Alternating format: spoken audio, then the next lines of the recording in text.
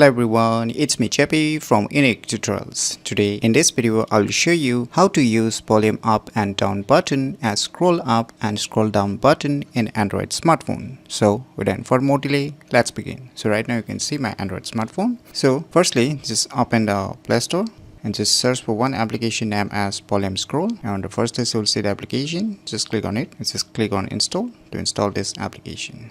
So once the installation is done, just click on open. On opening, it will ask you some permissions. Just tap on this turn on button. Now it will ask you some permissions. Just click on agree.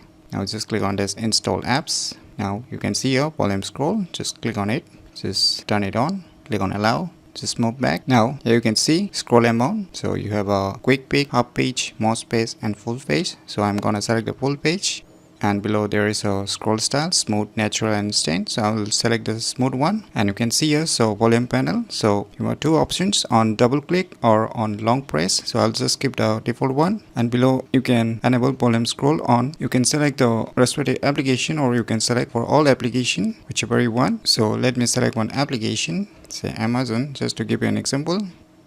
Just select it. Now you can minimize it.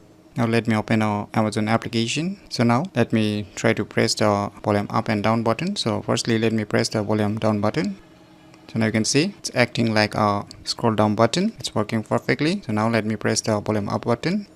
You can see the volume up button is acting like a scroll up button. So using this cool application named as volume scroll, you can easily use volume up and down button as scroll up and scroll down button in Android smartphones very easily. So if you never known about this cool application, then you should definitely give it a try. So if you find this video tutorial useful, please click on the thumbs like button, and if you're new to our channel, click on the subscribe button, and lastly, thanks for watching.